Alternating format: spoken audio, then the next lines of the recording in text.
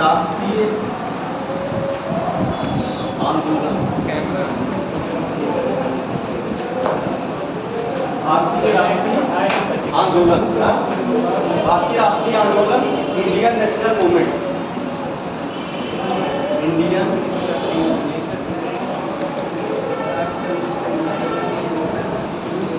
National movement. अब ये chapter आपका है भारतीय राष्ट्रीय आंदोलन, इंडियन नेशनल मूवमेंट।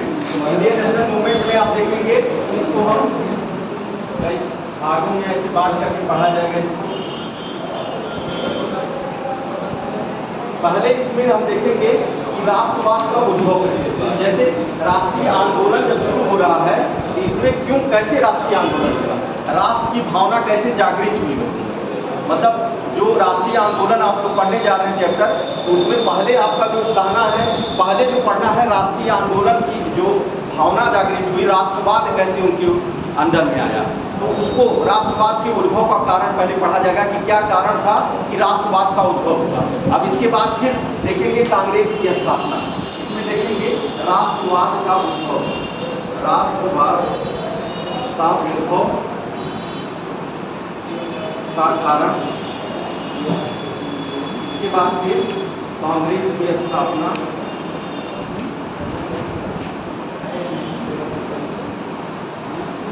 और इसके बाद फिर हम इसको 3 फेज में देखेंगे।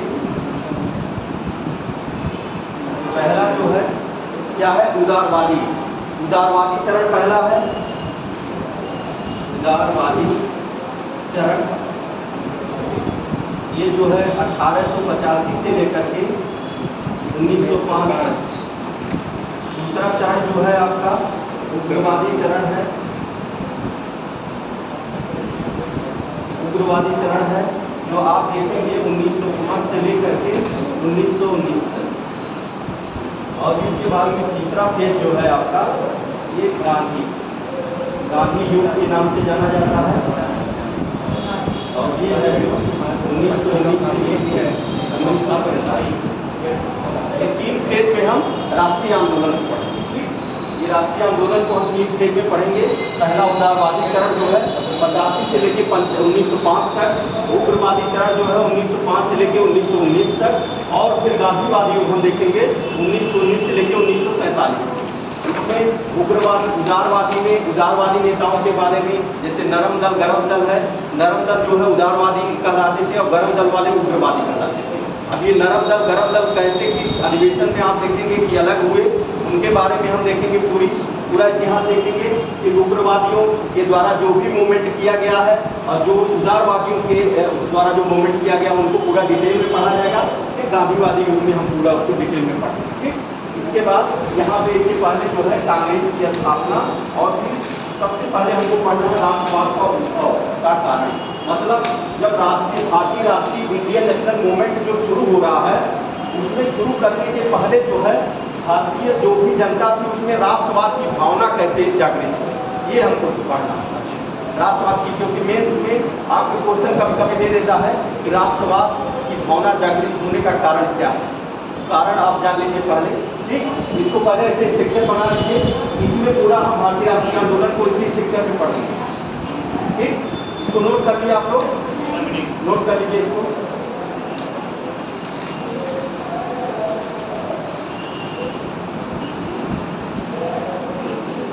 राष्ट्रवाद के उद्भव का कारण, कांग्रेस की स्थापना, उदारवादी चरण, उग्रवादी चरण और गांधी।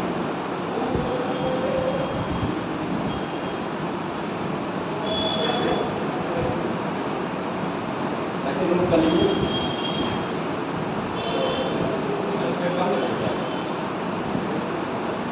खा रहे हैं, सब बैठ के घर पे खा रहे हैं।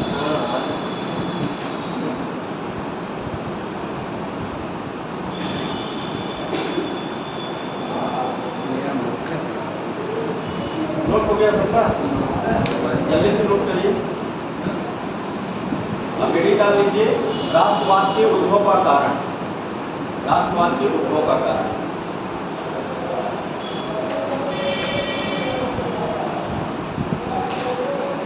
देखिए भारतीय राष्ट्रीय आंदोलन में जो है उनकी जो राष्ट्रीय आंदोलन की जो भी विवेचनाएं हैं उसको करने से पहले हमको यह जानना आवश्यक है कि राष्ट्रवाद का उद्भव कैसे हुआ।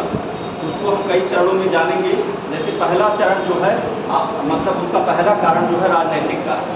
राजनीतिक कारण क्या था, क्या कारण था? राजनीतिक कारण था कि जो है राष्ट्रवाद का उद्भव हुआ। पहला राजनीतिक कारण में क्या है?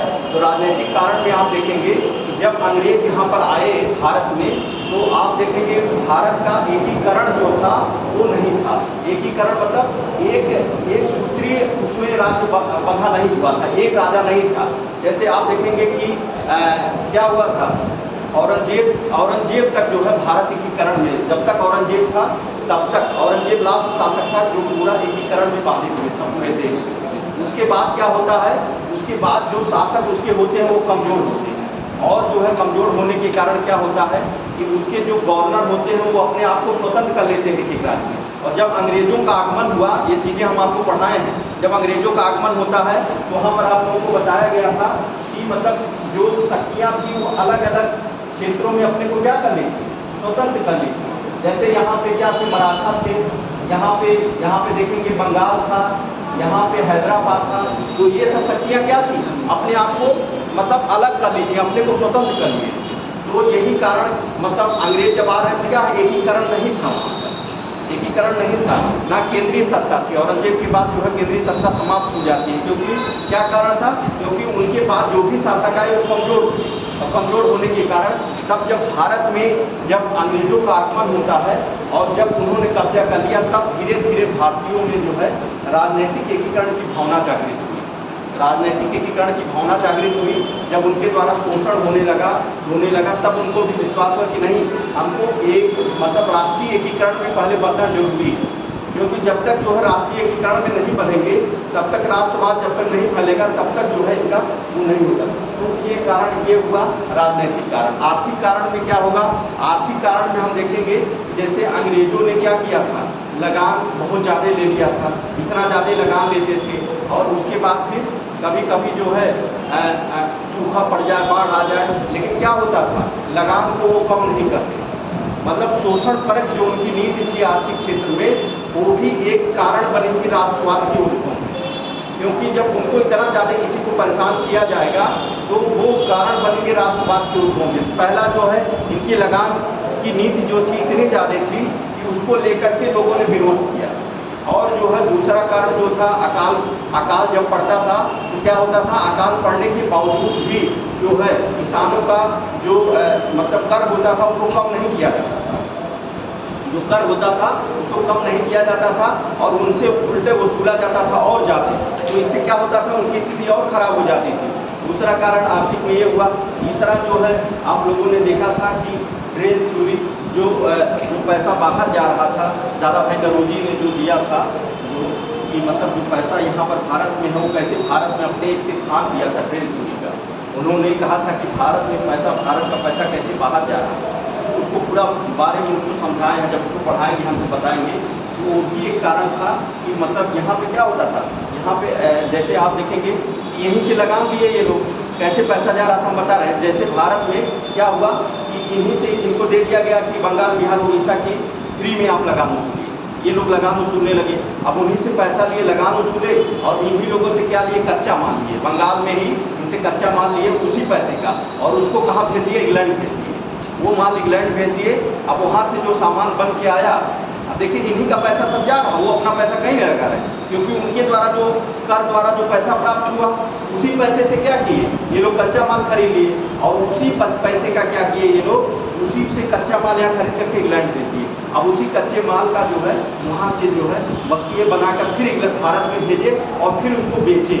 इसमें कहीं पैसा लग रहा है, उनका अंग्रेजों का पैसा कहीं लगा, चारों तरफ से वो हर स्तर से भारतीयों का पैसा ही जा रहा है इसमें। तो यही जो है दादा भाई नौरोजी ने मतलब इसको बताया था कि किस तरह से जो है ये भारत से पैसा बाहर जा रहा है। तो ये जब शोषण हुआ तो ये भी एक कारण बना जो है राष्ट्रवाद के उद्भव का एक कारण बना था। तो ये आर्थिक कारण हो गया, राजनीतिक कारण हो गया। इसके बाद सामाजिक धार्मिक आंदोलन जो आप लोगों को पढ़ना है अभी, जो नहीं आप लोग पढ़े हैं, वो भी एक कारण था। उसमें एक से एक बुद्धिमान व्यक्ति थे, जिसमें आप पढ़ेंगे राजा राम मोहन राय, दयानंद सरस्वती, विवेकानंद जैसे जो है ऐसे ओजस्वी लोग थे कि उनके विचारों से जो है राष्ट्रवाद का उद्भव, उनके ऐसे ऐसे विचार थे कि मतलब अभी दयानंद सरस्वती ने कहा कि भारत जो है भारतीयों के लिए, भारत जो है भारतीयों के लिए एक राष्ट्रवाद की बात ये करते हैं, भारत भारतीयों के लिए, मतलब किसी और के लिए नहीं है, ये भारत भारतीयों के लिए, और स्वराज की बात करते हैं। दयानंद सरस्वती ने स्वराज की भी बात की थी। तो ऐसे मतलब जो आपका जो सामाजिक धार्मिक आंदोलन भी था, ये भी एक तरह से राष्ट्रवाद के उद्भव में कारण बना।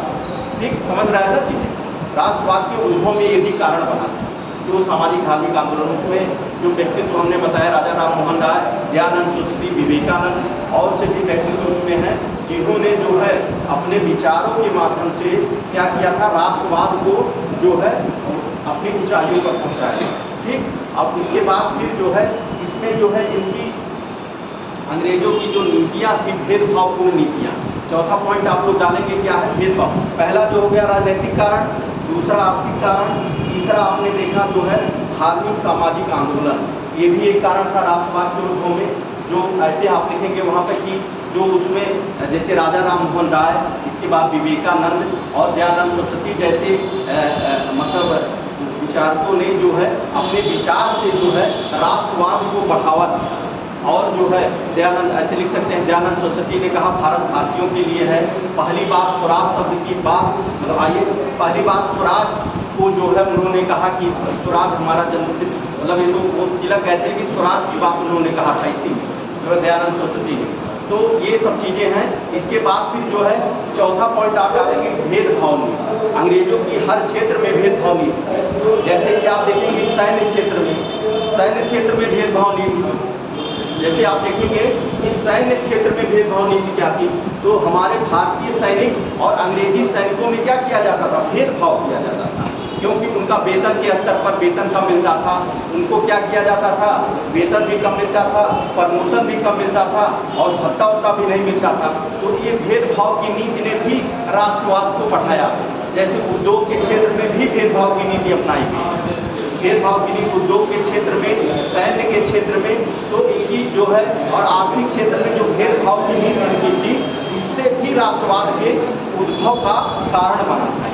ये 4 पॉइंट हुआ।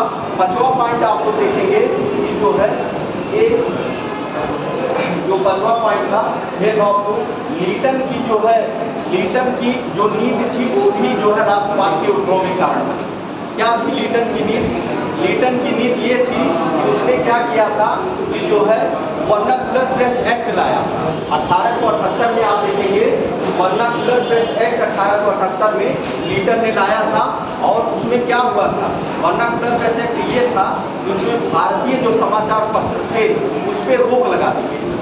वो जो वर्नाक्युलर प्रेस एक्ट है कब आ गया, ये कभी कभी क्वेश्चन पूछ लेता 1878 में।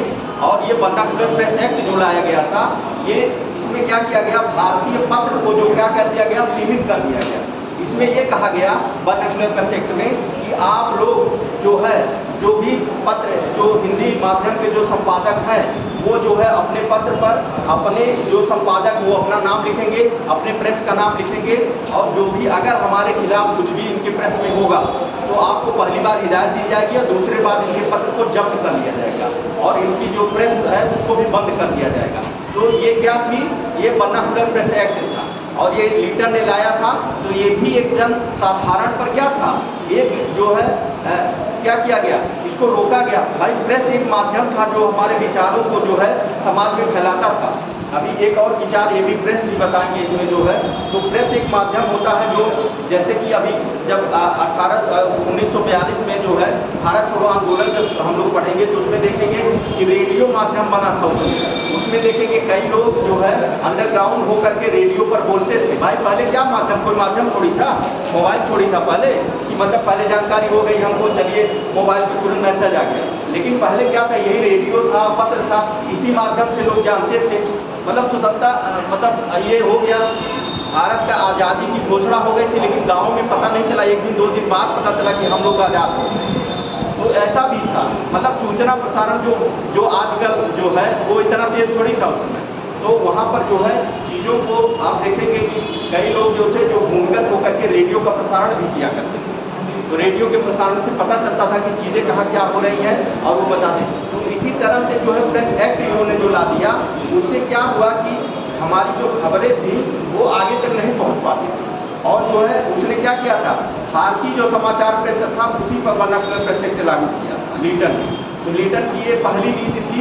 दूसरी नीति में आप देखेंगे इसने क्या किया था कि जो हथियार एक्ट, जो हथियारों को मतलब वो कानूनी रूप से बंद करा दिया। जो भी लोग हथियार रखते थे उस पर उसने कानून लाया और उसने कहा जब तक आप लोग लाइसेंस नहीं लाएंगे, जब तक आप लाइसेंस नहीं लेंगे तब तक जो है किसी भी हथियार का प्रयोग आप लोग नहीं कर सकते। तो इससे भी जन भावना जो हुआ वो विरोध किया और राष्ट्रवाद की भावना पैदा हुई। तो जो पेपर बंद कर दिया गया, जो भी लोग हथियार, भाई नेशनल मूवमेंट में जो भी सब लोग के पास हथियार था, लेकिन ऐसा कानून बना दिया गया जो अब कानून है हथियार वाला जो एक्ट है बंदूक और वो भी भाई आपको लाइसेंस लेना पड़ता है। तो उस समय भी उसने लीटन ने एक नियम लाया था, इसमें जो है क्या कर दिया, इसने लाइसेंस लागू कर दिया था हथियारों के लिए। ये नियम ये था। और तीसरा उसका जो है नमक पर जो है कर लगा दिया था।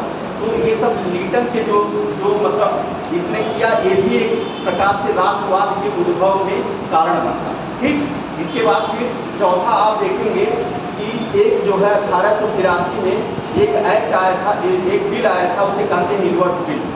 इल्वर्ट बिल 1883 में। तो इल्वर्ट बिल भी एक राष्ट्रवाद के उद्भव का कारण है। तो इल्वर्ट बिल क्या था इसको आपको समझना है। 1883 में आया था इल्वर्ट बिल। ये था 1883। इल्वर्ट बिल क्या था इसको आपको समझना है, क्या था ये। तो इसमें सामान्य व्यवस्था में आप लोग देखेंगे, सामान्य व्यवस्था जो थी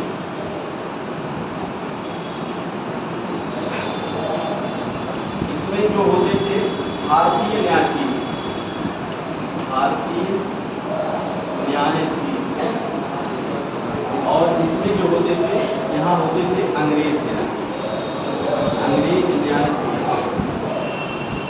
इसमें जो पहले सामान्य जब इल्वर्ट बिल लागू नहीं किया गया था, जो भारतीय न्यायाधीश थे ये भारतीयों द्वारा जो भी वो किया जाता था उनका ये वो देखते थे।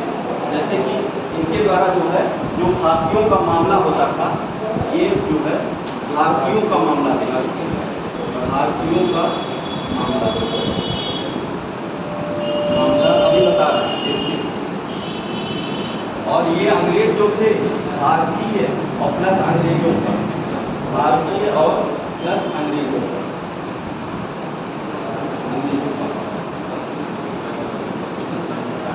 जैसे ये क्या है इल्वर्ट बिल देखिएगा, जो ये सामान्य व्यवस्था थी जो पहले, लेकिन इल्वर्ट बिल के बाद ये व्यवस्था बदल गई।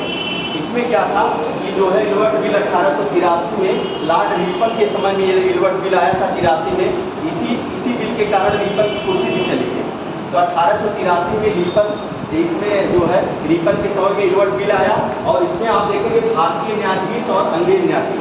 तो उस समय क्या था कि भारतीय न्यायाधीशों को जो है भारतीय मामलों की जो है भारतीय कोई भी अगर अपराध कर रहा है तो उसके लिए भारतीय न्यायाधीश अपना वो करते थे, और अंग्रेज न्यायाधीश जो होते थे वो भारतीय और अंग्रेजों दोनों के मामलों को देखते थे। लेकिन इल्वर्ट बिल जब आता है तो इसमें ये कर दिया गया कि जो भारतीय न्यायाधीश थे इनको जो है अब क्या करना है, अब अंग्रेजों के मामलों को भी देखना इनको लिए कर दिया गया। मतलब जो भारतीय न्यायाधीश थे इनको जो है भारतीयों के मामले और प्लस अंग्रेजों के मामले भी, ये जो अपराध कर रहे हैं अंग्रेज उनके भी मामले ये लोग देख सकते हैं। इल्वर्ट बिल में कहा गया, इल्वर्ट बिल में कहा गया। ठीक, पहले क्या था कि भारतीय और अंग्रेजों का मामला केवल अंग्रेज ही देखते थे। लेकिन जो अंग्रेज जो भी उनके ऊपर जो भी कानून, जो भी एक्ट लग रहा है, जो भी अपराधी कानून कर रहे हैं, कानून को तोड़ रहे हैं, उनको जो है अंग्रेज न्यायाधीश जो है उसका वो करते थे। लेकिन इसमें इल्वर्ट बिल में क्या हुआ, इल्वर्ट बिल जो आया इसमें क्या कर दिया गया कि अब जो अंग्रेजों का मामला भी जो है, अंग्रेजों का मामला भी भारतीय जज देख सकते,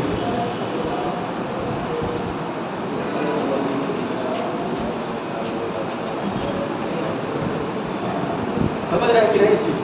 समझ रहे हैं। गिलवर्ट बिल देखिए क्या था, गिलवर्ट बिल जो आया था इसमें क्या हुआ था, कोई भी अपराध कर रहा था जैसे, तो पहले क्या उसका नियम था, पहले ये था कि जैसे कोई भारतीय जज है, अंग्रेज जज है, तो भारतीय जज जो होता था वो क्या करता था, केवल भारतीयों का जो मुकदमा वो देखता था, और जो है अंग्रेज जो जज होते थे वो अंग्रेज और भारतीय दोनों का मुकदमा देखते थे।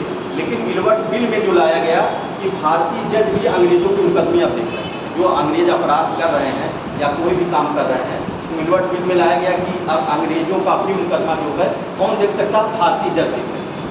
इसी का अंग्रेजों ने विरोध, उन्होंने कहा कि मैं ऐसे नहीं मानूंगा, मेरा जो मुकदमा होगा वो केवल अंग्रेज जज देख सकते हैं, भारतीय नहीं देख सकते। इसका विरोध हुआ था, इसको श्वेत विद्रोह के नाम से भी गिलवर्ट बिल को जाना जाता है। इसी नाते श्वेत विद्रोह मतलब जो वाइट अंग्रेज गोरे होते थे, तो इसी नाते उसको श्वेत विद्रोह कहा जाता है।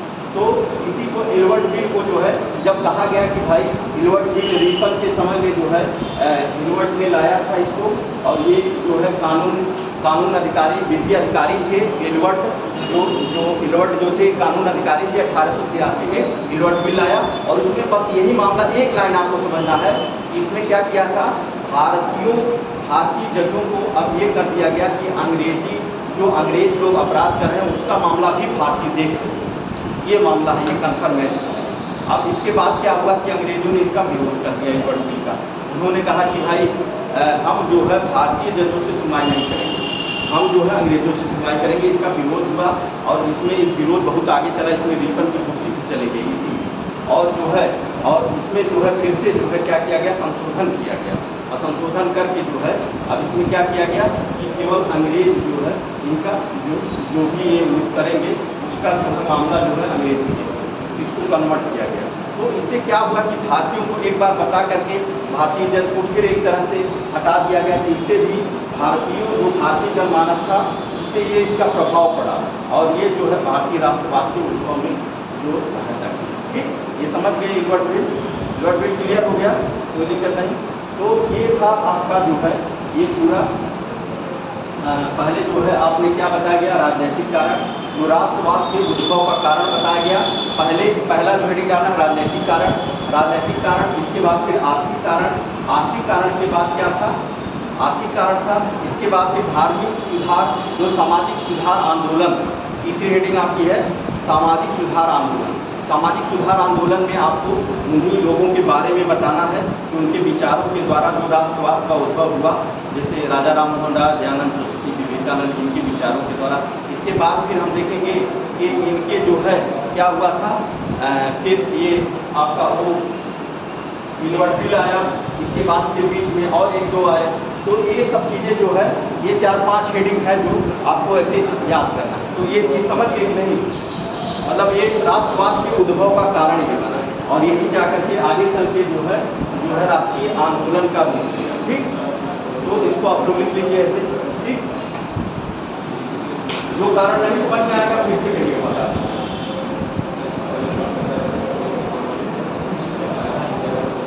देखिए भारतीय राष्ट्रीय आंदोलन की उत्पत्ति का कारण,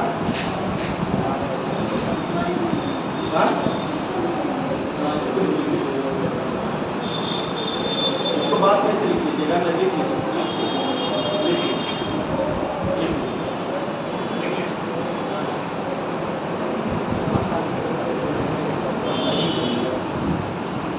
जैसे राष्ट्रवाद का उद्भव जो हुआ था, इसका मेंस में क्वेश्चन बना के दे सकता है, लिखिए। हाँ, अंग्रेजों के मामला के भारतीय जजों द्वारा देखा जाएगा, भारतीय जजों द्वारा देखा जाएगा, अंग्रेजों का मामला भारतीय जजों द्वारा देखा जाएगा। ये जो है गिलवर्ट बिल में कहा गया, गिलवर्ट बिल में कहा गया।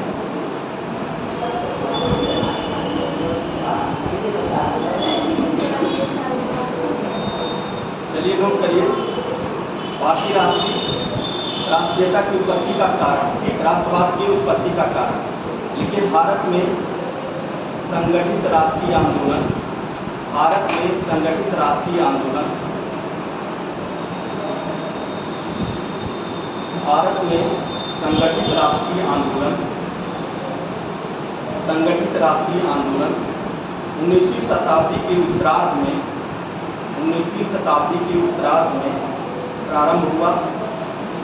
19वीं शताब्दी के उत्तरार्ध में उत्तरार्ध में प्रारंभ हुआ, के उत्तरार्ध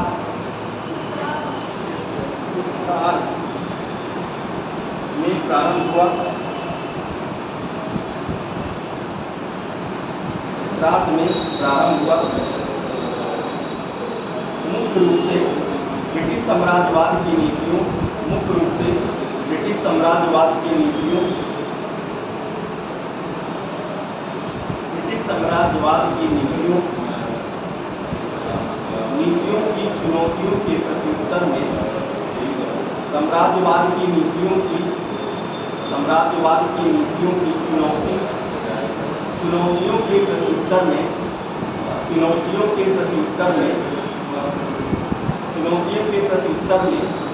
भारतीयों ने एक राष्ट्र के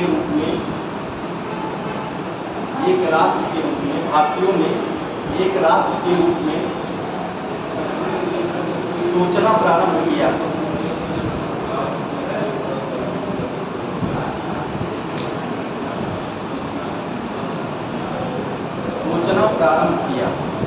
भारत में राष्ट्रीय भावना के विकास के लिए भारत में राष्ट्रीय भावना के विकास के लिए स्वयं ब्रिटिश शासन राष्ट्रीय भावना के विकास के लिए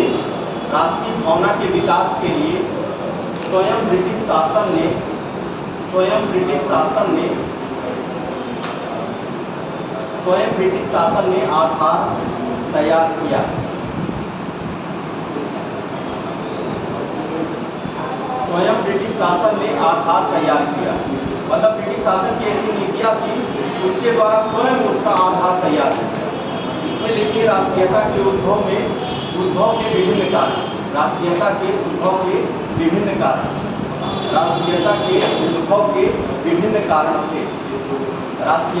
उद्भव के विभिन्न कारण थे।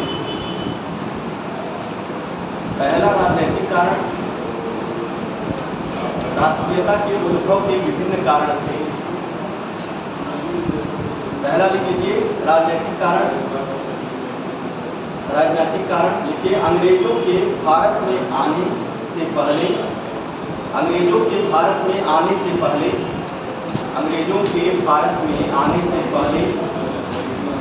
यहाँ राजनीतिक एकीकरण का अभाव था। अंग्रेजों के भारत में आने से पहले यहाँ पर राजनीतिक एकीकरण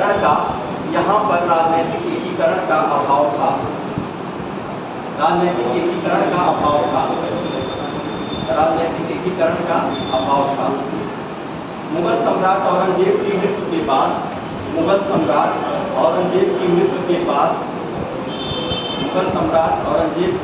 बाद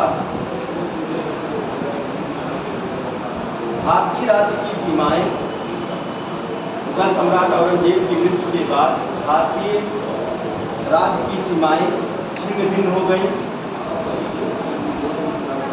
भारतीय राष्ट्र की सीमाएं छिन्न भिन्न हो गई थी।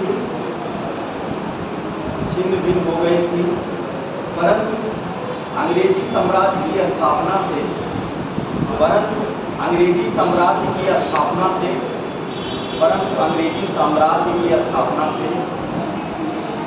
भारत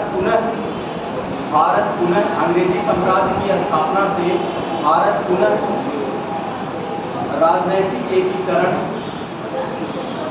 साम्राज्य की स्थापना से भारत का पुनः राजनीतिक एकीकरण हुआ।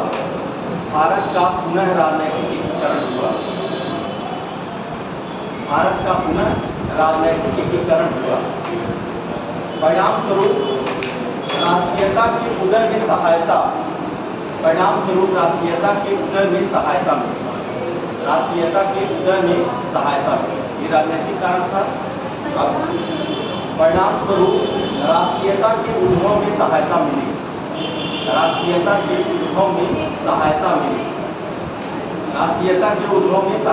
अब दूसरा हेडिंग डालेंगे आर्थिक कारण।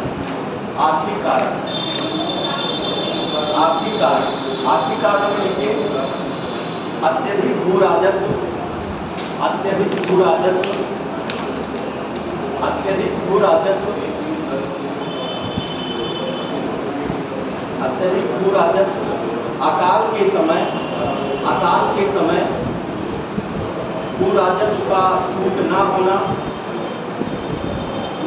अकाल के समय अत्यधिक भू राजस्व, इसके बाद अत्यधिक भू राजस्व क्या है, इसके बाद देखिए अकाल के समय भू राजस्व का छूट ना होना, भू राजस्व का छूट ना होना, धन का निष्कासन, धन का निष्कासन,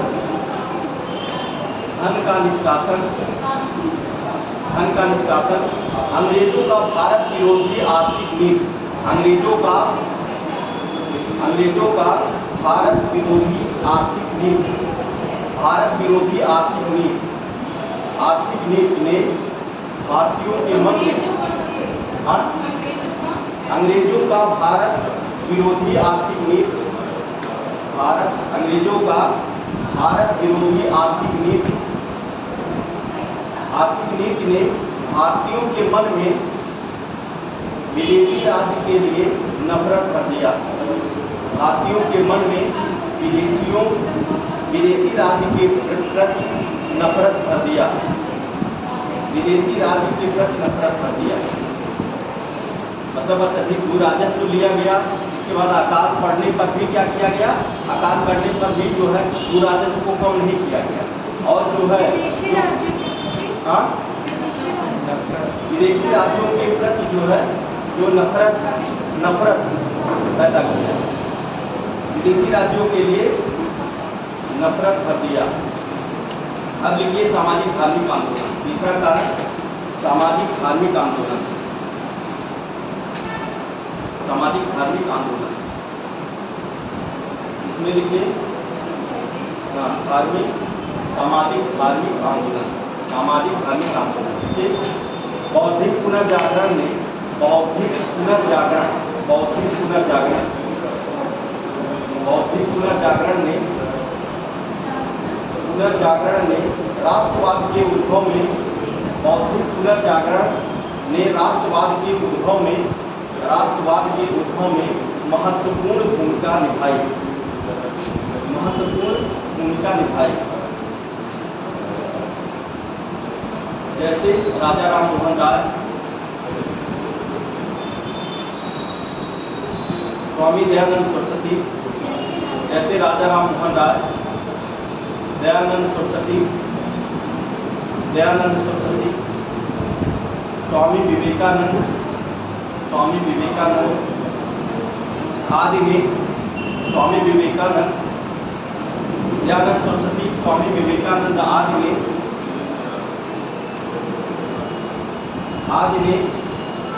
भारतीयों को अपने विचारों से, अपने विचारों से, अपने विचारों से, अपने विचारों से राष्ट्रवाद का उदय किया, अपने विचारों से राष्ट्रवाद का उदय किया।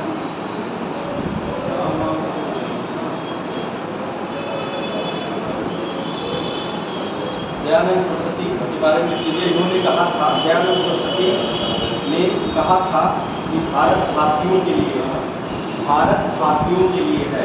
दयानंद सरस्वती ने कहा था कि भारत भारतीयों के लिए है, भारत भारतीयों के लिए है, और इन्होंने पूर्ण स्वराज की मांग की, और इन्होंने पूर्ण स्वराज की मांग की।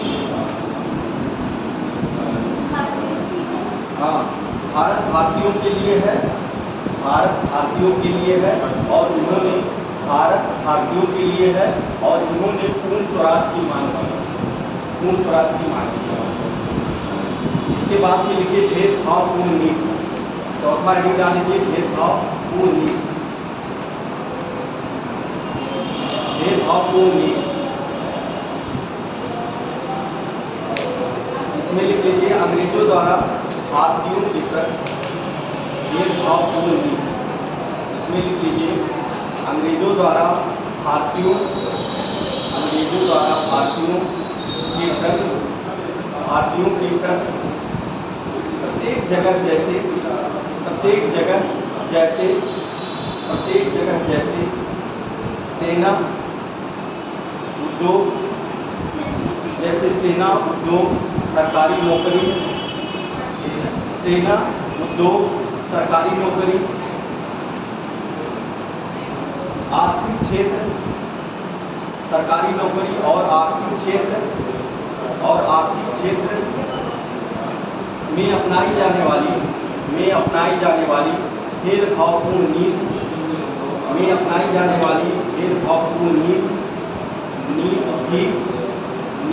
भी राष्ट्रीयता के उद्भव में सहायक सिद्ध हुई। भेदभावपूर्ण नीति भी राष्ट्रीयता के उद्भव में सहायक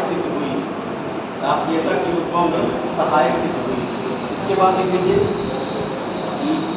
लॉर्ड लीटन की प्रतिक्रियावादी नीति। लॉर्ड लीटन की प्रतिक्रियावादी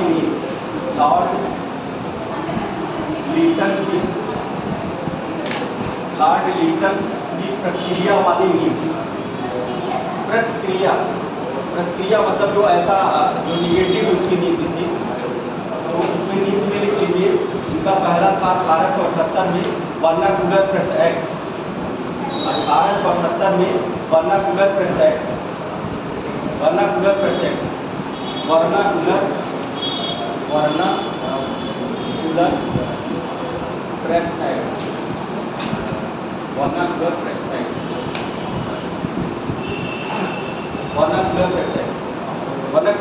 समझ रहे नहीं? समझ गए ना? समझ गए सभी लोग वर्नाकुलर प्रेस एक्ट? हाँ, सन 1878 में वर्नाकुलर प्रेस एक्ट। फिर 1878 में ही लिख लीजिए आर्म्स एक्ट, जो हथियार वो एक्ट था, आर्म्स एक्ट।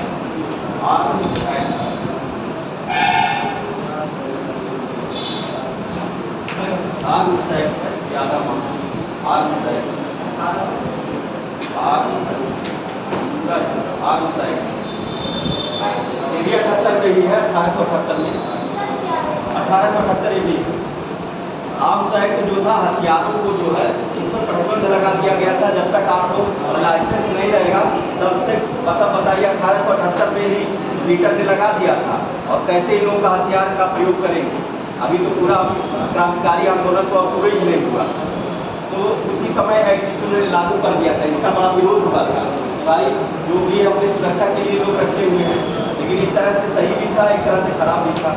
तो इसने जो है ये इनका जो है प्रतिक्रियावादी ये नीतियाँ प्रेस को बंद कर दिया, आर्म्स एक्ट को ला करके जो है हथियारों को चलाने रखने के लिए बंद कर दिया। इसका इन लोगों में विरोध पैदा हो गया, और जब विरोध पैदा हुआ लोग जुटे, कई लोग जब एक साथ में, तो उसी में क्या हुआ, राष्ट्रवाद की भावना का विकास हुआ। तो ये भी एक कारण था। और इसके बाद लास्ट लिख लीजिए गिलवर्ट बिल 1883 से।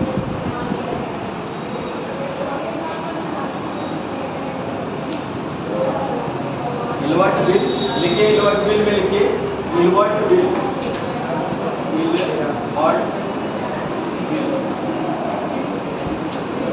1883। इसको लिखिए 1883 में गिलवर्ट बिल। इसको लिखिए गिलवर्ट बिल वायसराय के कानूनी सदस्य। गिलवर्ट बिल में लिखिए गिलवर्ट बिल वायसराय के कानूनी सदस्य गिलवर्ट, वही गिलवर्ट लाए थे, उन्हीं के नाम पे ये बिल बना था गिलवर्ट बिल। तो कानूनी, ये वायसराय के कानूनी सदस्य ने इन्होंने ये बिल लाया था। तो ये अगर पूछेगा कभी कि किसके काल में आया, तो लॉर्ड रिपन के काल में आया। तो लिखिए वायसराय के कानूनी सदस्य सर गिलवर्ट ने 1883 में यह बिल पेश किया। 1883 में यह बिल पेश किया। कानूनी सदस्य गिलवर्ट ने 1883 में यह बिल पेश किया।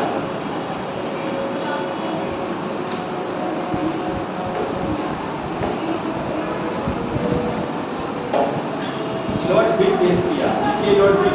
यह मुख्य रूप से अंग्रेज अधिकारियों के मामलों पर, यह मुख्य रूप से अंग्रेज अपराधियों के मामलों पर, अंग्रेज अधिकारियों के मामलों पर भारत के जजों द्वारा सुनवाई से संबंधित था। इसको अंडरलाइन कर दीजिएगा, ये लाइन को बोले हैं पूरा। यह मुख्य रूप से अंग्रेज अपराधियों के मामले पर, अंग्रेज अधिकारियों के मामले पर भारत के जजों द्वारा सुनवाई से संबंधित था। इसको अंडरलाइन कर लीजिएगा। यही मुख्य पूरा ये कर लीजिए, यही है संबंधित था। इलवर्ट बिल का उद्देश्य सरकारी अधिकारियों और भारतीय प्रजा के बीच, जातीय भेदभाव को दूर करना। जो इलवर्ट बिल का उद्देश्य सरकारी अधिकारियों और भारतीय प्रजा के बीच जातीय भेदभाव को दूर करना था। अंग्रेजों ने इस बिल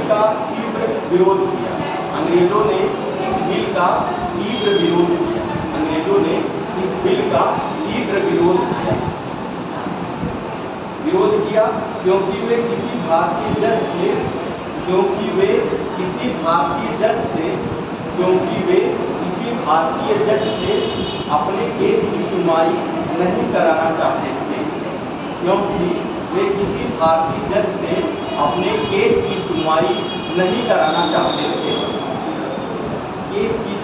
कराना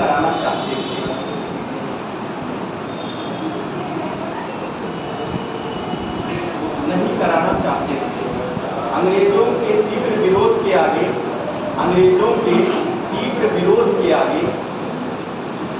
के तीव्र विरोध के आगे सरकार को झुकना पड़ा। तीव्र विरोध के आगे सरकार को झुकना पड़ा और उसने इलवर्ट बिल में संशोधन कर दिया।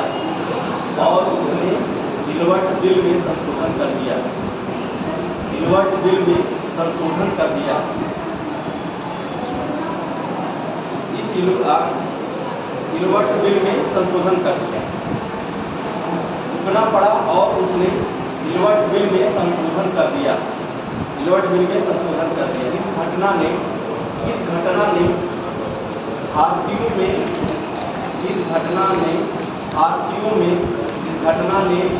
में राष्ट्रीयता की भावना को उभारने एवं अपने अधिकारों के लिए एकजुट होकर आंदोलन करने की प्रेरणा दी। भावना को उभारने और अपने अधिकारों के लिए एकजुट होकर आंदोलन करने की प्रेरणा दी।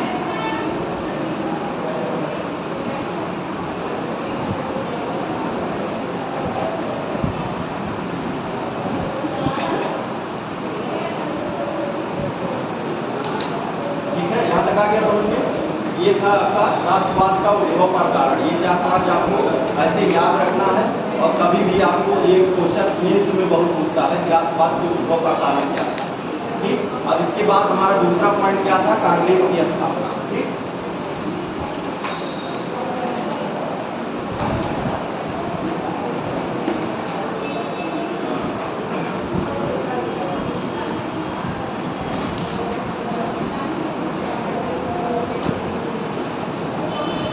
कांग्रेस की स्थापना हम लोग देखेंगे। तो कांग्रेस जो है, कांग्रेस का अर्थ क्या होता है ये बताइए। कुछ जानता है कांग्रेस का अर्थ? कांग्रेस का अर्थ, कांग्रेस जो है ये कांग्रेस का अर्थ क्या है? कांग्रेस का अर्थ है लोगों का समूह। लोगों का समूह। और यह जो कांग्रेस शब्द जो लिया गया है, ये कहाँ से लिया गया है? ये कहाँ से लिया गया है? ब्रिटेन से नहीं। हाँ, कहाँ से? उत्तरी अमेरिका, दक्षिणी अमेरिका? उत्तरी अमेरिका। यह जो कांग्रेस शब्द लिया गया है, ये उत्तरी अमेरिका से लिया गया है। उत्तरी अमेरिका।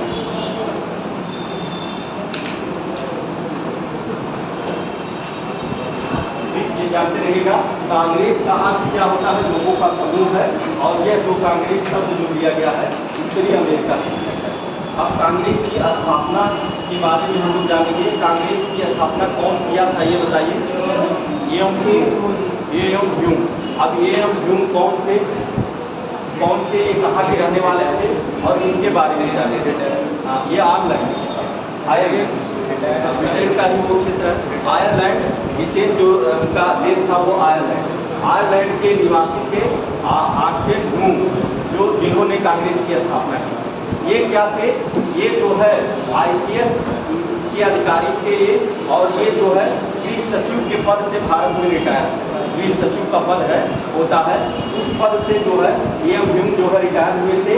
और ये जो है ये कांग्रेस की स्थापना किए थे। और कांग्रेस में ये जो है तब 85 से लेकर के 1906 तक ये कांग्रेस के महासचिव थे। एएम ह्यूम जो है कहाँ, मतलब 1885 में स्थापित कर रहे हैं। और जो है 1906 तक जो है ये क्या रहे? कांग्रेस के महासचिव के पद पर ये बने रहे। और इन्होंने, इनको देखेंगे, इन्होंने कलकत्ता विश्वविद्यालय के छात्रों को संबोधित कर रहे थे। इन्होंने कहा था, एक स्टेटमेंट दिया था ह्यूम ने। क्या दिया था? अलग अलग बिखरे हुए लोग कितने भी बुद्धिमान हों, लेकिन जब तक वो एकजुट नहीं होंगे तब तक वो बेकार हैं। मतलब जो अलग अलग लोग अगर हैं और कितने भी बुद्धिमान हैं, लेकिन जब तक एकजुट नहीं होंगे वो क्या है? वो बेकार है। तो इस नाते वो कहे कि संगठन में रहने की बात है। जैसे कि मतलब अब क्या बना रहे हैं? ये कांग्रेस का एक संगठन बना रहे हैं ना। आप एक लोग बुद्धिमान, जैसे अभी यहाँ पूरे क्लास में हैं आप लोग, तो इसमें क्या है कि सभी लोग बुद्धिमान हैं और एक साथ आ जाएंगे तो कुछ अच्छा कर लेंगे। लेकिन अलग अलग लोग जो है, सबका अलग अलग विचार होगा ना। सबका विचार जब मिलेगा तो एक अच्छा विचार आके आएगा। तो उसी तरह उनका भी कहना कि अलग अलग लोग कितने भी बुद्धिमान हों, अगर जो अकेले वो हैं तो उनका विचार बेकार, तो उनका एक संगठित होना बहुत जरूरी है। तो उन्होंने जो है कांग्रेस की जो स्थापना किया था इंडियन नेशनल यूनियन के नाम से किया। इंडियन नेशनल कांग्रेस के नाम से नहीं किया, ये ध्यान रखिएगा। उन्होंने जो स्थापना किया नेशनल यूनियन, मतलब इंडियन नेशनल यूनियन के नाम से किया, कांग्रेस के नाम से नहीं किया, इंडियन नेशनल यूनियन के नाम से। लेकिन इंडियन नेशनल कांग्रेस कौन किया था उसको? कौन कांग्रेस नाम दिया था? दादा भाई। तो उन्होंने जो है आप देखेंगे कि दादा भाई नौरोजी ने क्या किया? इंडियन नेशनल यूनियन जो नाम था उसका नाम जो है इंडियन नेशनल कांग्रेस कर दिया। ये ध्यान रखिएगा, ये चीज़ें पूछ लेता है। इंडियन नेशनल यूनियन दादा जो ह्यूम ने जब स्थापित किया तो उसका नाम क्या था? इंडियन नेशनल यूनियन था, ठीक। और उसको जो है दादा भाई नौरोजी के जो है कहने पर जो है उसका नाम जो है इंडियन नेशनल कांग्रेस कर दिया, ठीक। अब जो है कांग्रेस की स्थापना जो होती है वो 1885 में, 28 दिसंबर 1885 में हुई। इसका प्रथम सम्मेलन जो होने वाला था वो कहाँ पर होने वाला था बताइए? इसका प्रथम सम्मेलन जो है पूना में होने वाला था। पूना में होने वाला था, लेकिन क्या होता है पूना में प्लेग हो गया था। मतलब पास से प्लेग, वहाँ पे पूना में प्लेग हो गया। इस नाते जो है पूना में कांग्रेस का यह सम्मेलन नहीं हुआ। और यही सम्मेलन जो है कहाँ पर कर दिया गया? बम्बई में गोकुल तेज प्रताप जो है संस्कृत कॉलेज था, गोकुल तेज प्रताप संस्कृत कॉलेज में यह स्थान भी पूछ लेता है, याद रखिएगा।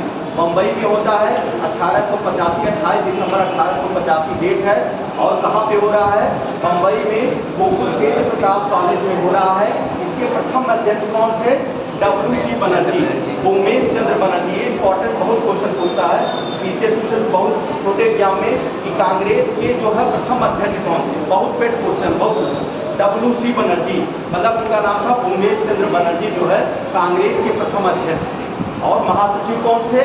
महासचिव यही थे एएम ह्यूम। एएम ह्यूम जो थे ये महासचिव थे, ठीक। तो कांग्रेस की स्थापना कब हो रही है बताइए, किस डेट में हो रही है? 28 दिसंबर 1885 में हो रही है। और जो है कहाँ पर हो रही है? बम्बई में गोकुल तेज प्रताप संस्कृत कॉलेज में हो रही है। और इसके प्रथम अध्यक्ष कौन थे? WC बनर्जी, उमेश चंद्र बनर्जी। पूरा नाम जानिएगा, कभी कभी ले लेगा तो भूल जाता है। उमेश चंद्र बनर्जी। कांग्रेस के जो है महासचिव कौन थे? AM Hume. ऐसे याद रखिएगा, जिसने स्थापना किया है वही जो है AM ह्यूम जो है इसके महासचिव। आपको बताए थे कि कब 1885 से लेकर 1905 तक ये क्या थे? कांग्रेस के महासचिव ये बने थे। ठीक, तो जो है यहाँ स्थापना तो महासचिव ये बनाए गए। ठीक, अब कांग्रेस का जो है ये प्रथम सम्मेलन जो हुआ था, इसमें कितने सदस्य भाग लिए थे? इसमें 72 सदस्य भाग लिए थे। ये भी कभी कभी क्वेश्चन पूछता है कि कितने सदस्य भाग लिए और कहाँ के सदस्य सबसे अधिक थे? सबसे अधिक सदस्य जो 72 पूरे भारत के वो सदस्य थे जो मुंबई में थे, लेकिन जो सदस्य जो थे वो कहाँ के थे सबसे अधिक? भाई देखिए, जनरल सी बात है, महाराष्ट्र बम्बई में हो रहा है, मुंबई के ज़्यादा लोग सदस्य रहेंगे, तो 38 सदस्य सबसे ज़्यादा जो है बम्बई के थे। वहाँ पर जो 72 सदस्य थे उसमें सबसे अधिक सदस्य कौन थे? बम्बई के 38 सदस्य थे। उसके बाद फिर मद्रास के सदस्य थे। उसके बाद फिर आप देखेंगे कि मद्रास के जो सदस्य थे वो 23 थे, उत्तर प्रदेश में 7 थे, और जो है आपके बंगाल और पंजाब में 3 थे। तो बहुत जानना नहीं है उसके बारे में, मेन जानना है कि 72 सदस्य और सबसे अधिक सदस्य जो थे बम्बई में। ठीक, यहाँ तक कांग्रेस की स्थापना के बारे में आप लोग जानते हैं। ठीक, इसके बाद आप देखेंगे कि जो इनका कांग्रेस की स्थापना का उद्देश्य क्या था। जैसे कांग्रेस की स्थापना आप लोग जान गए, कौन कर रहा है? AM ह्यूम कर रहे हैं। कब कर रहे हैं? 1885 में, 28 दिसंबर 1885। प्रथम अध्यक्ष कौन है? WC बनर्जी। महासचिव कौन है? उमेश चंद्र बनर्जी। और इसमें जो है सबसे अधिक सदस्य कौन है? कितने हैं? 72, मतलब पूरे सदस्य 72 हैं। इसमें सबसे अधिक सदस्य कहाँ से हैं? मुंबई से। दूसरे सबसे अधिक जो है मद्रास से। ठीक, ये यहाँ तक आप लोग जान गए, ये प्रथम अधिवेशन था। ठीक, अब प्रथम सम्मेलन हुआ, इसके बाद जो है अब ये हमको पता करना है कि कांग्रेस की स्थापना क्यों हुई। मतलब आपको ये लग रहा होगा कि कांग्रेस की स्थापना एक मुस्लिम, अरे सॉरी, एक जो है एक अंग्रेज कर रहा है। तो ये क्या कारण था कि मतलब ये कैसे कांग्रेस की स्थापना एक जो है अंग्रेज कर रहा, आयरलैंड के ह्यूम एक ब्रिटिश अधिकारी हैं वो कर रहे हैं। तो अभी आगे जो है पता चलेगा। तो इसमें क्या था कि उनका ये था कि जो अंग्रेजों और भारत के बीच जो है एक समन्वय बनाने के लिए संस्था का निर्माण किया है। उनका ये मतलब नहीं था कि ये आगे चल के यही जो है नेशनल मूवमेंट का जो है पूरा यही संभालेगी कांग्रेस। वो थोड़ी जान रहे थे कि आगे चल के इतना आगे ये कांग्रेस चली जाएगी। वो उनका मतलब ये था कांग्रेस की स्थापना का कि जो है ये जो है अंग्रेजों और भारतीयों के बीच एक समन्वय का काम करेगी। जो जन आंदोलन हो रहे हैं वो अगर यहाँ पे हमारे लोग रहेंगे तो वो क्या कराएंगे? समझौता कराएंगे और चीज़ों को मतलब क्या करेंगे कि मतलब आगे बहुत बढ़ने ना पाए। मतलब उनका जो मतलब था, ह्यूम का मतलब था कि अंग्रेजी शासन में रहते हुए जो है अंग्रेजी शासन में रहते हुए अपना मतलब जो कार्य करना, मतलब उनका ये नहीं था कि अंग्रेजी शासन को छोड़ करके ये करना, उनका यही मतलब था। तो जो है ये स्थापना की जाती है। अब उद्देश्य क्या था कांग्रेस का बनाने का? उद्देश्य जो था ये आपको लिखना जरूरी है।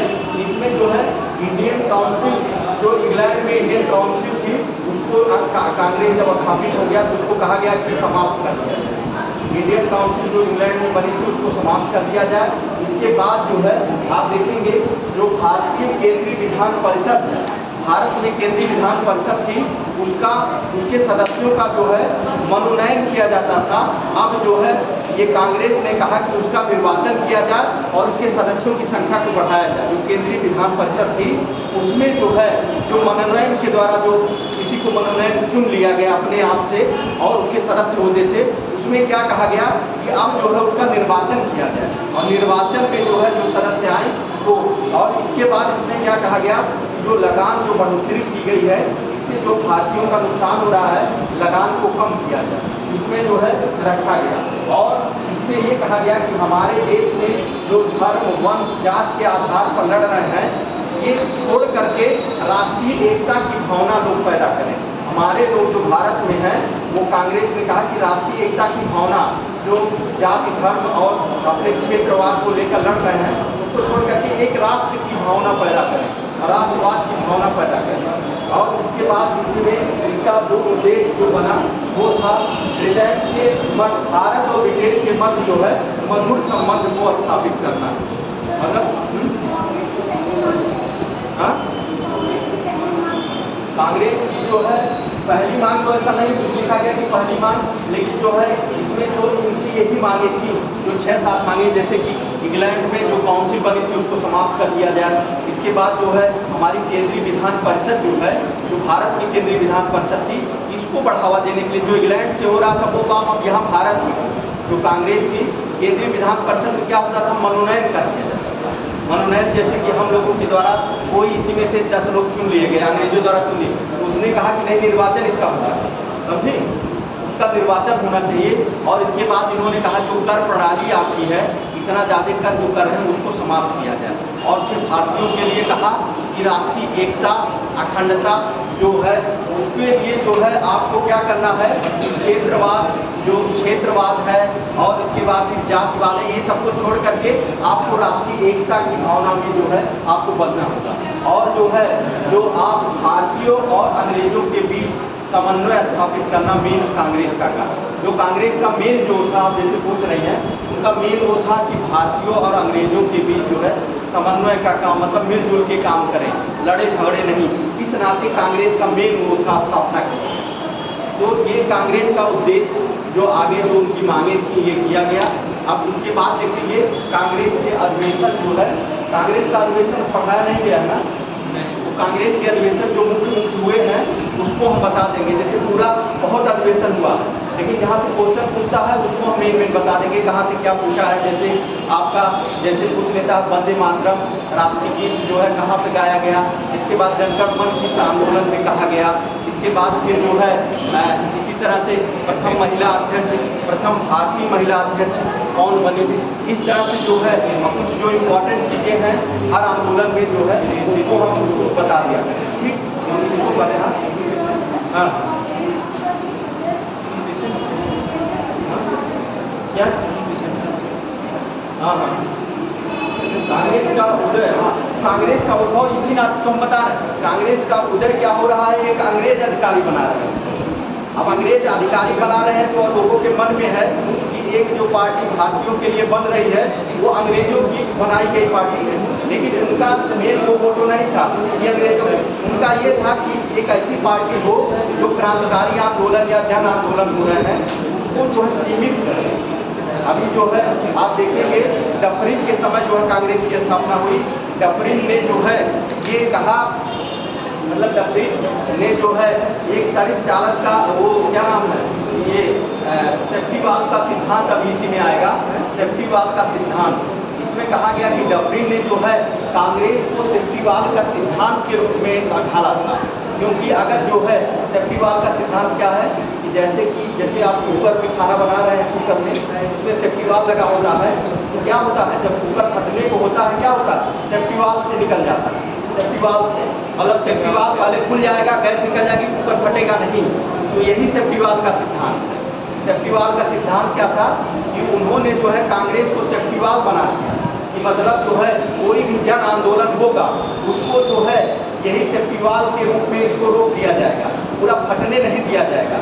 तो इस तरह से सेफ्टी वाल्व, एक है तड़ित चालक का सिद्धांत, दो सिद्धांत इसी कांग्रेस में है आपको, सेफ्टी वाल्व का सिद्धांत, सेफ्टी वाल्व का सिद्धांत जो है जो कौन लाया था, इसको लाए थे वेडनबर्ग जो थे, जो ह्यूम के जो है ये जो इनके मतलब इनके बारे में लिखे थे, वेडनबर्ग ने जो है सेफ्टी वाल्व का सिद्धांत लाया था।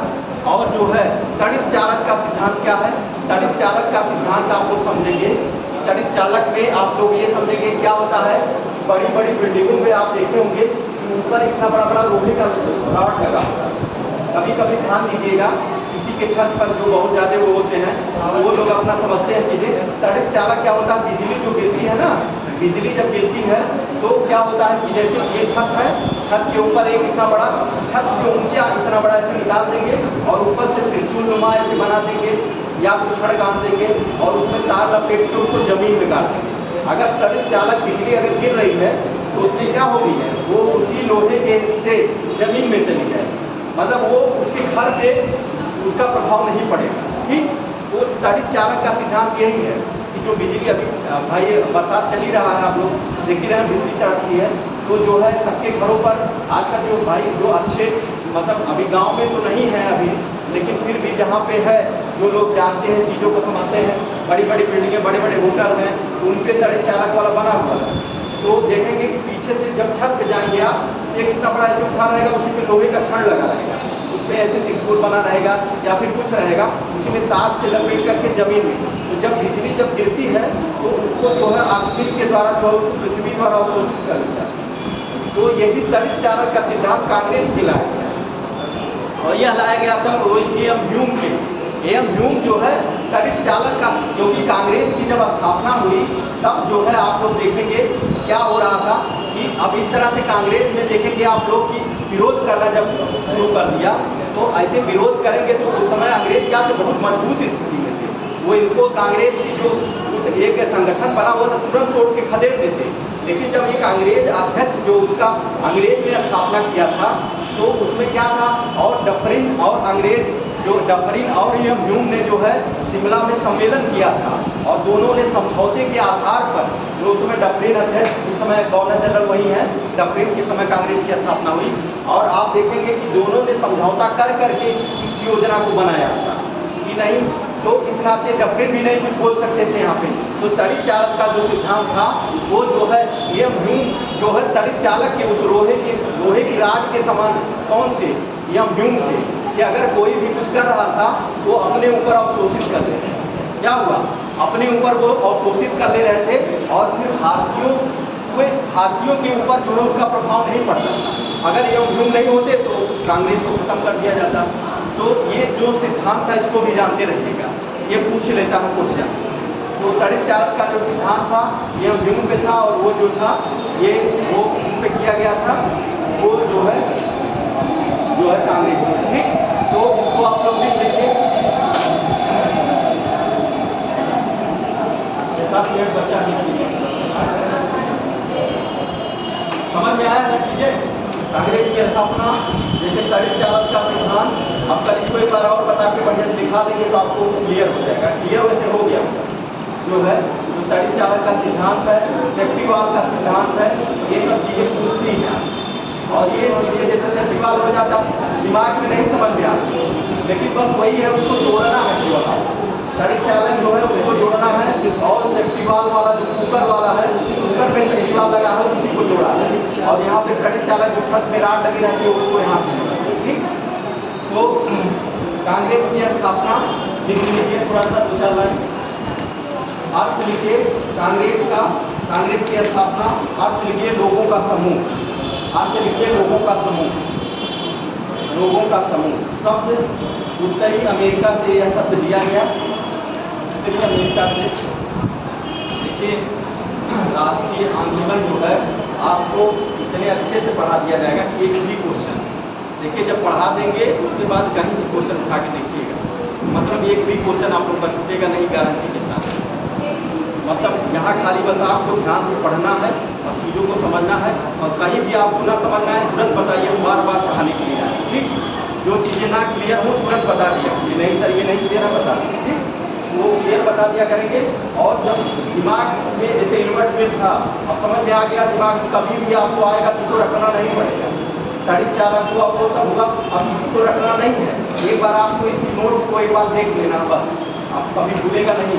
जैसे किताब में पढ़ेंगे तो इन्वर्टमेंट पहले दिमाग में आता था, समझ ही नहीं आता, लेकिन चीज़ों को क्या किया जाता है कि उसमें जो मक्खन की तरह को निकाल दिया जाता है, और उसके बाद यहाँ जब यहाँ आते हैं पढ़ाने तो 3 से 4 घंटा लगता है जानने में, वो है 3 से 4 घंटा इसमें बनाने में, पढ़ने में, और उसके बाद 3-4 किताबों से छाँट करके तब आपको मैं पढ़ाता। अब इसके बाद कोई भी घटना चक्र उठाइए, जो सॉल्व पेपर है PCS का उठाइए, आपको पूरा पढ़ाया जाए जो भी चैप्टर, उसके बाद सॉल्व करिए, एक आध क्वेश्चन छूटेगा, सब आप ऐसे करते हैं। तो लिख लीजिए उत्तरी अमेरिका से यह शब्द लिया गया, उत्तरी अमेरिका से यह शब्द लिया गया।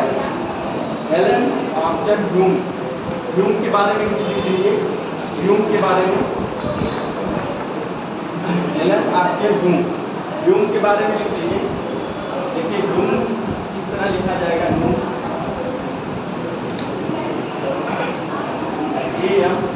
A-O ह्यूम,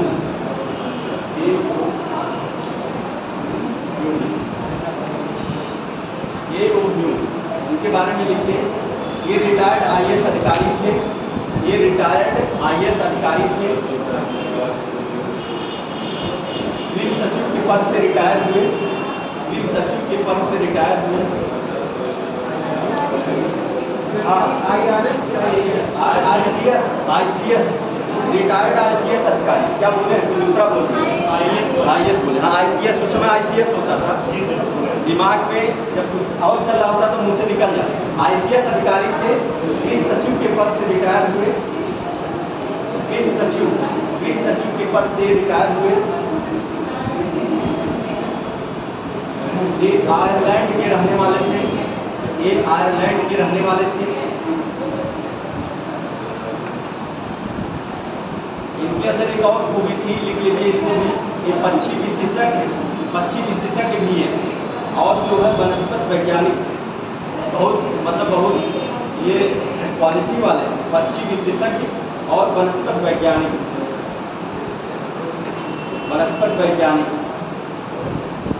1885 से लेकर के 1906 तक पक्षी विशेषज्ञ और वनस्पत वैज्ञानिक। 1885 से लेकर के 1906 तक कांग्रेस के महासचिव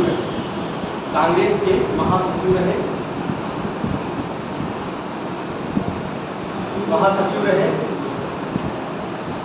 1883 ईस्वी में कलकत्ता में, 1883 ईस्वी में कलकत्ता विश्वविद्यालय में, 1883 ईस्वी में कलकत्ता विश्वविद्यालय में छात्रों को संबोधित करते हुए कहा था, 1883 ईस्वी में छात्रों को संबोधित करते हुए कहा था कि अलग अलग बिखरे हुए व्यक्ति, स्टेटमेंट है इनका, अलग अलग बिखरे हुए व्यक्ति कितने भी बुद्धिमान क्यों ना हो, अलग अलग बिखरे हुए व्यक्ति कितने भी बुद्धिमान क्यों ना हो, अकेले शक्तिहीन ही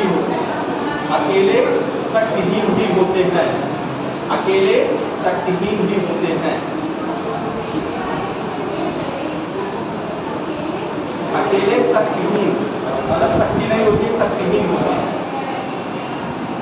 इसके बाद एम ह्यूम ने इंडियन नेशनल यूनियन की स्थापना की। इसके बाद एम ह्यूम ने इंडियन नेशनल यूनियन,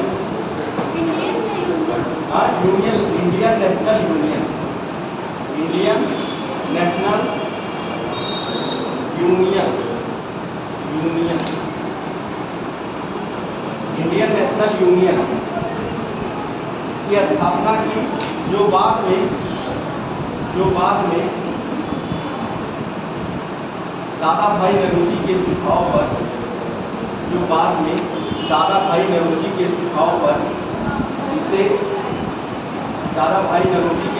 पर इसे इंडियन नेशनल कांग्रेस के रूप में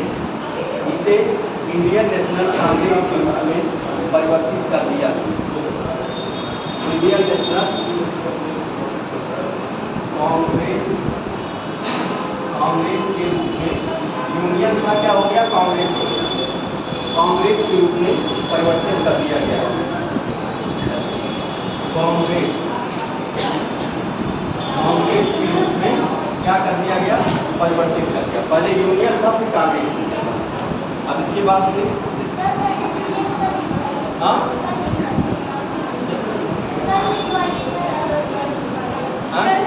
चक्कर लिखवाएं। देखिए आपका जो छुटा हुआ है, राजा राम मोहन राय पढ़ा रहे थे, उसके बाद वाला वो छुटा है, तो उसको संडे में जो है आप लोग आइए 2 घंटे में पूरा लिखवा। अब इधर आपका तो चीज़ें समझ में आई आप लोगों को, कोई दिक्कत होगी तो बताइएगा, ठीक।